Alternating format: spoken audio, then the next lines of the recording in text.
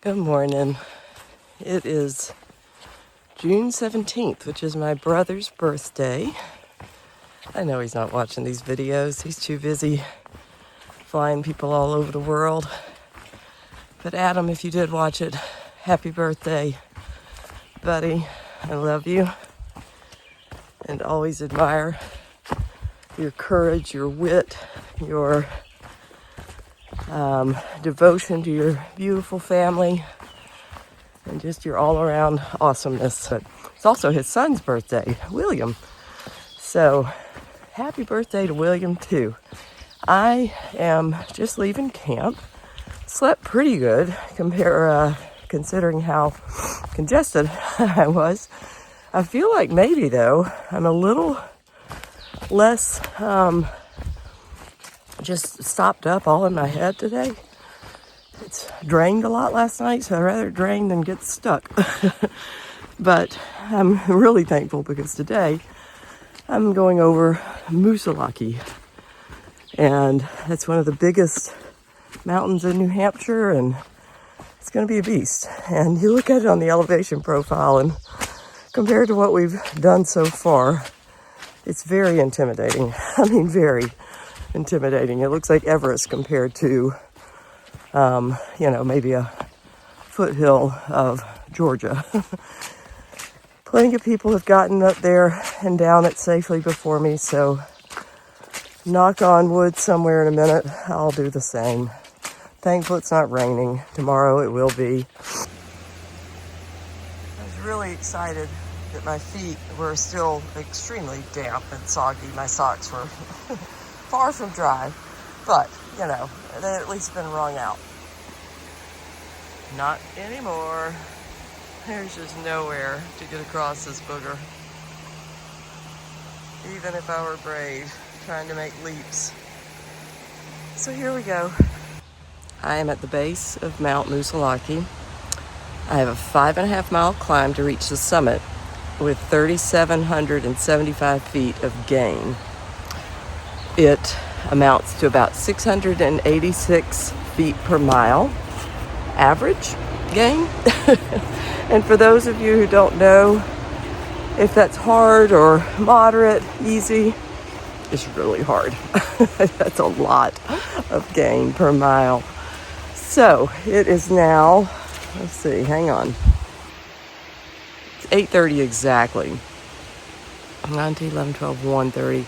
I'm going to predict that I'll get there by 1 at the latest. We'll see. Hopefully faster than a mile an hour, but it's going to be slow. I'm only about 3/10 of a mile into the climb, but this was a nice little boost. 1,800, so just a tick under 400 to go. 1 mile in. It's been a pretty easy mile. Did it in 25 minutes, and I'm on a road right now. But it's about to get real. Got 1.2 left of the summit, and it's 10:43, so I've climbed a good bit already. It's gone faster than I thought it would. Really slow through here because it's just this rocky, steep stuff. But I'm pleased, and I think I'll make it before 1 o'clock. I met a man coming down who said that thunderstorms might roll in this afternoon, which I kind of already suspected. So I definitely want to get off the top of this thing and get on the, I think, probably worse descent than ascent pretty quick. So I'll see you up there, and then we'll start heading down. I have a feeling that's where I'm headed. And I'm on this fun little stretch of very, very flat. So I better enjoy it while it lasts.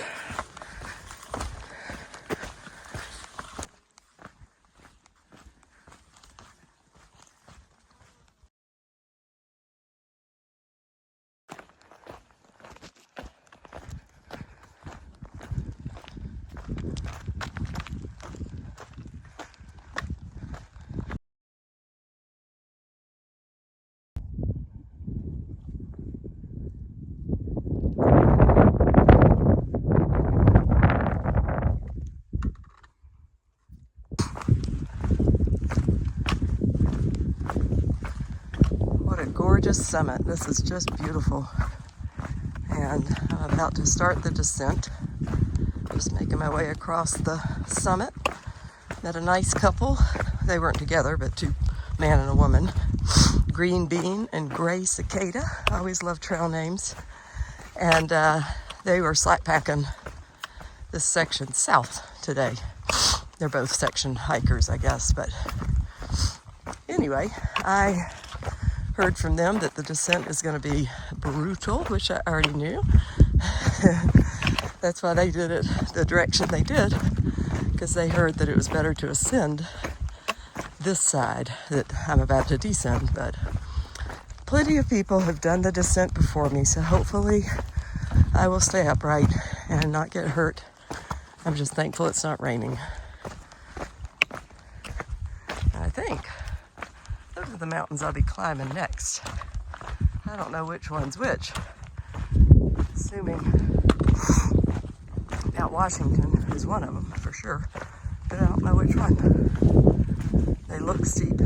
That's all I know.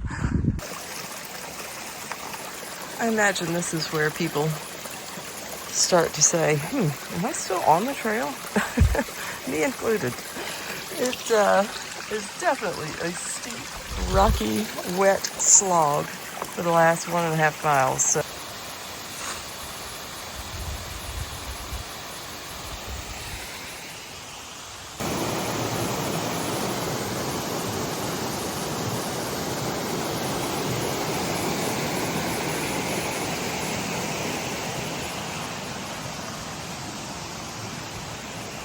it's a shame you can't just get on an inner tube and ride all the way down.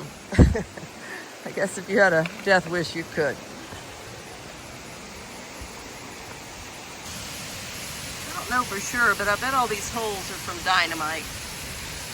Pretty crazy what they did to get this trail here and how sketchy it is, even with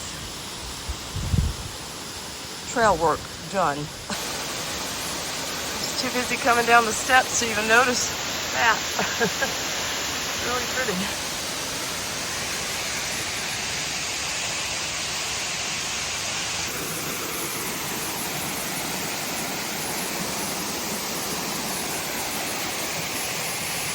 That's the trail, right by the cascade.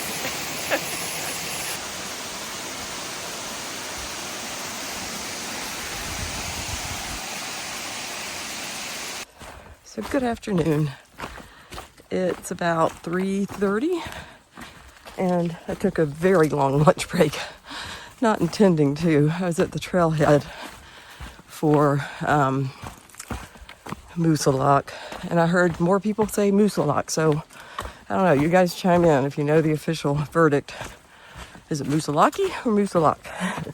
Still don't know, but anyway, I think it was the Kinsman's Notch parking area, and they had trash cans there and bathroom, so I just plopped myself right down, had lunch, and used the bathroom and threw away all my trash before I got back on the trail. But you become kind of an attraction as a thru hiker when you do that.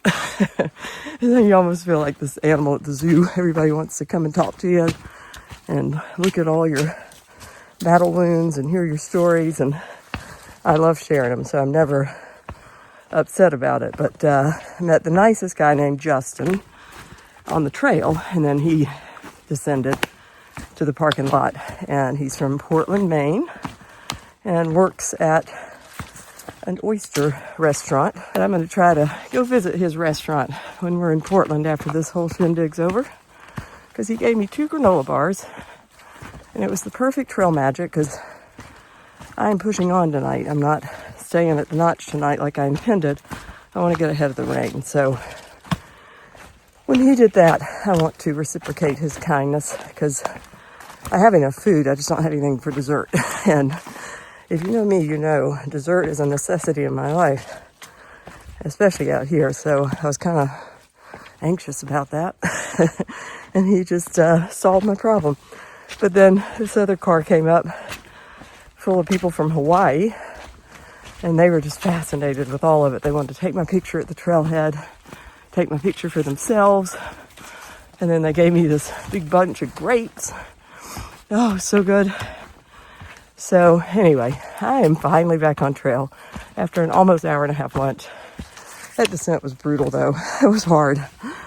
I had texted Spork and them there in Gorham and made it through the whites. And, oh, my socks, I'm going uphill.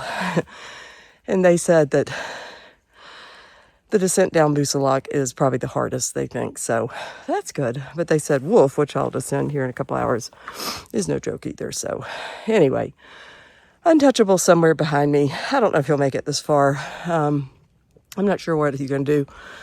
But we'll catch back up on Friday. So I'll see you down the trail because I'm trying to beat some rain. There's a lot of moose in New Hampshire. I've seen probably 20 piles of scat since I started climbing this hill. No hoof prints. Thank God the trail is not super muddy like it has been the last couple of days. It is glorious. And look at this wall, how pretty that is. I am still climbing Mount Wolf. Got about another 2.5 miles to get to the top, but it kind of bounces along. It's riding this ridge, going up and down, and not too bad. I think at the very top, of course, they all do. They get stupid steep. I'm sure this one will too, but we'll deal with that when we get there. Finally, I think I found a moose track. My hand is for scale. That's what that looks like. And another. There's actually lots of them through this mud. So I'm gonna really be mindful of that, just in case. Those are pretty fresh. Lord, y'all, I'm still not at the summit of this freaking mountain. This is a long climb. It was deceptively short looking on far out, and I gotta climb this little booger, so bye. Made it to camp. About a 21-mile day, about 7,700 feet of gain, so I'm tired. My legs are sore. Still have this weird little cold. It's not slowing me down, so that's good.